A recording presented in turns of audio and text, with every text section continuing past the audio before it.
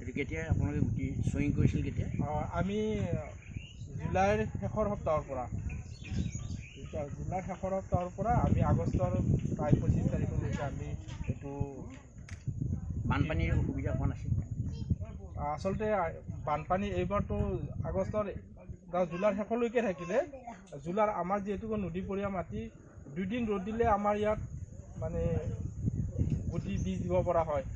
আৰু আমি সেই অৱস্থাতে যিটো আমাৰ এবাৰ খৰ আছিলে, অলপ খৰ হৈছিলে, সেই অৱস্থাতে আমি গোটেই খেতিখিনি লগাই দিছিলোঁ। আৰু তাৰপিছত বৰষুণে আমাক পিছৰ যিখিনি বৰষুণ থাকিল সেই বৰষুণখিনিয়ে আমাক যথেষ্ট সহায় কৰিলে। আৰু যাৰ কাৰণে মই আজি 8 বছৰ ৰঙালাওৰ খেতি কৰি থকাৰ ভিতৰত এই বছৰ মই ভাবিছোঁ গোটেইবিলাকতকৈ বেছি প্ৰডাকশ্যন পাম বুলি এইবাৰ আমি আশা কৰি আছোঁ। সাৰ চাৰ কিবা জৈৱিক বা গতিকে আমাৰ গৰু আছিলে, গৰুৰ গোবৰ আছে, অৰ্গেনিক সাৰ আছে, সেইবিলাক দিয়া হৈছিলে। কৃত্ৰিম সাৰ একদমেই নাই বুলি ক'ব নোৱাৰি, আচলতে সেইটো ভুল হ'ব। আমি যদি একদম কওঁ, তাৰমানে কি হয়, একদম বালি মাটি যিখিনি থাকে, য'ত প্ৰয়োজন একদম বালি মাটি, তাত যদি ধৰি ৰাখিব নোৱাৰে মাটিটোত, সেইটোত কেতিয়াবা অলপ কৃত্ৰিম সাৰ ব্যৱহাৰ কৰিব লগা হয়। 90% নালাগে ছাৰ। বাকীখিনি অৰ্গেনিক জৈৱিক সাৰ মানে ছাৰ একো নিদিয়াকৈ যিটো হয় আমাৰ সাৰ দিব নালাগে, একো সাৰ দিবই নালাগে। আমাৰ গোবৰ আছে, যথেষ্ট পৰিমাণৰ গোবৰ আছে, আৰু অৰ্গেনিক সাৰ আমাৰ আছে। আপোনাৰ কিমান পিছমান হ'ব বুলি ভাবে আৰু কিমান এৰিয়া কিমান আছে আপোনাৰ ইয়াত? এইবাৰ আমাৰ 200 বিঘামান ৰঙালাও আছে। 200 বিঘা? 200 বিঘা। আৰু আপোনাৰ ধৰক বিঘাত কিমানমানকৈ হ'ব বুলি আপুনি ভাবে? আমি 12ৰ পৰা 15। এইটো আমাৰ 110 দিন, 115 দিন। এইটো আমাৰ লোকেলৰকে এইটোৰ লগত পাৰ্থক্যটো কি, তাফাতটো কি? এইটোৰ পাৰ্থক্যটো এইটো বহুত সোৱাদযুক্ত। উৎপাদনৰ ফলত ঠিক আছে। তাৰমানে আমাৰ এতিয়া মই যি ক'লোঁ যে 12-15 কুইণ্টেল, তেনে 15ৰ পৰা এইটো 30লৈকে যায়। কিন্তু আমাৰ যিহেতুকে এভাৰেজ ক'ব লগা হয়, বালি মাটি আছে, ক'ৰবাত দ মাটি আছে, এইটো এভাৰেজে উৎপাদন।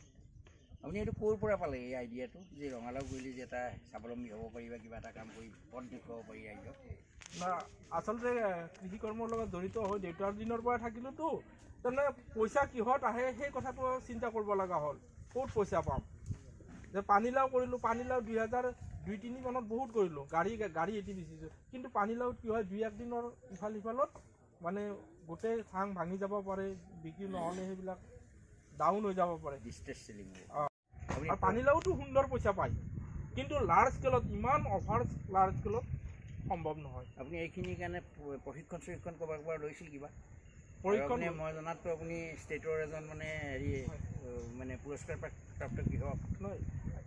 মই খেতি কৰা অহাৰ লগে লগে আমাৰ district agriculture office, KVK, NABARD আৰু বিভিন্ন ছাৰসকল যিসকলক পাইছোঁ এগ্ৰিকালচাৰৰ লগত লাইন থকা, প্ৰত্যেকৰ পৰা এটা সুপৰামৰ্শ পাইছোঁ। আৰু প্ৰত্যেকৰে দিহা অলপ বেলেগ, এইজনৰ লগত সেইজনৰ অলপ বেলেগ, এই যিখিনি অলপ বেলেগ খিনি ছাৰ প্লাছ কৰি আজি নলবাৰীৰ যিটো ৰঙালাও, অফ চিজনৰ ৰঙালাও, আজি আমাৰ ইয়াত নহয়, গোটেই পাগল দিয়া পাৰত গোটেইখিনিতে মানুহ ৰঙালাও বিক্ৰী কৰিব পৰা হৈছে।